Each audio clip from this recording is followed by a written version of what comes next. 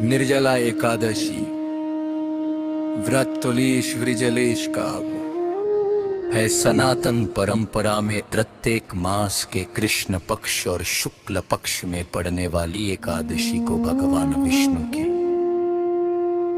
पूजा के लिए अत्यंत ही शुभ माना गया है। लेकिन यह एकादशी तब कहीं और भी ज्यादा पुण्यदायी और फलदायी हो जाती है जब यह ज्येष्ठ मास के शुक्ल पक्ष में पड़ती है और इसे निर्जला एकादशी के नाम से जाना जाता है। हिंदू मान्यता के अनुसार इस व्रत को बेहद कठिन माना गया है क्योंकि गर्मी के समय में पड़ने वाली इस एकादशी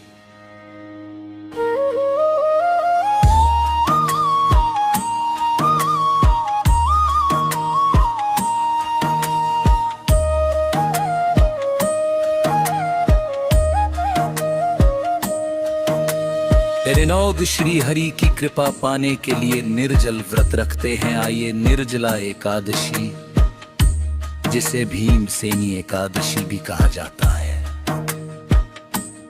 उसकी सही तारीख, पूजा का शुभ मुहूर्त, धार्मिक महत्व और इससे जुड़ी कथा के बारे में विस्तार से जानते हैं।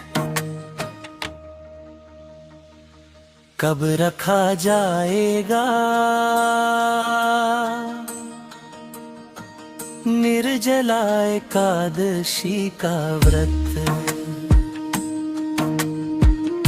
Latest and breaking news on नंदी फेरे। पंचांग के अनुसार ज्येष्ठ मास के शुक्ल पक्ष की एकादशी तिथि,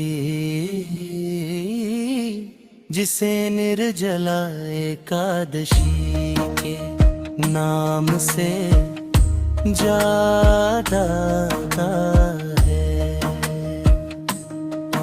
वो जो जोन देश की शाम को शुरू से 12 बजे प्रारंभ होकर अगले दिन बच्चे जून रीष्मी चैवियाद्रे मुहूर्ताने बजे तक रहेगी। ऐसे में उदया तिथि को आधार मानते हुए निर्जला एकादशी का व्रत 25 जून ईस्वी बृहस्पतिवार के दिन रखा जाएगा।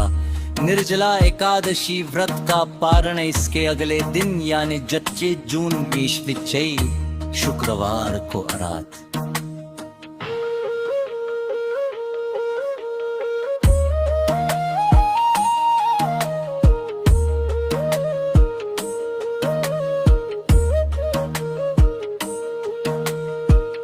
बजे से लेकर औरान विष्णु की पूजा करें। निर्जला एकादशी वाले दिन यदि संभव हो तो व्यक्ति को पीले वस्त्र धारण करके श्री हरि की पीले पुष्प, पीले वस्त्र, चंदन, केसर, धूप, दीप, पीले फल, पीले रंग की मिठाई, तुलसी दल आदि अर्पित करते हुए पूरे विधि विधान से पूजा करनी चाहिए। इसके बाद निर्जला एकादशी व्रत की कथा कहें और उनके मंत्र नमो भगवते वासुदेवाय का अधिक से अधिक जप करें। निर्जला एकादशी बेहर की पूजा के अंक में भगवान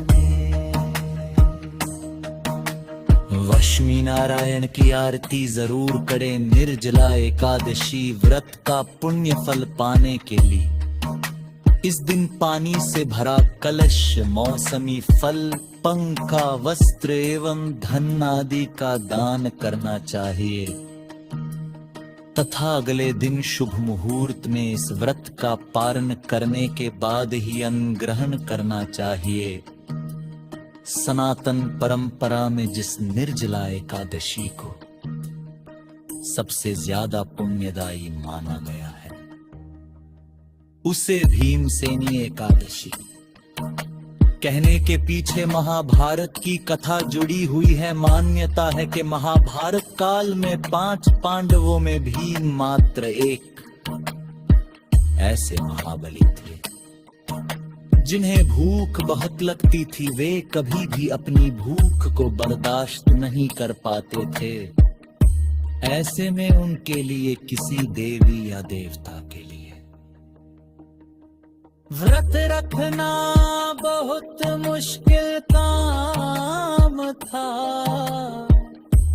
एक बार उन्होंने अपनी आस्था से जुड़ी ये समस्या जब महर्षि वेदव्यास से बताई तो उन्होंने उन्हें ज्येष्ठ बातें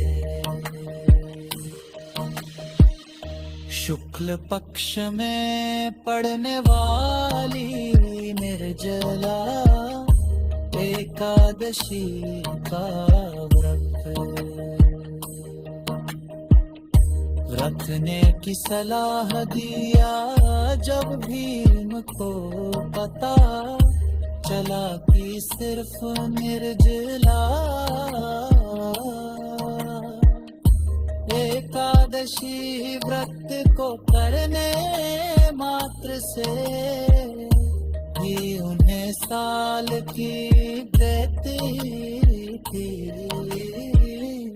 एकादशी व्रत का पुण्य फल प्राप्त हो जाएगा। तो उन्होंने इस व्रत को विधि विधान से किया। मान्यता है कि तभी से इस व्रत को भीमसेनी एकादशी भी कहा जाने लगा।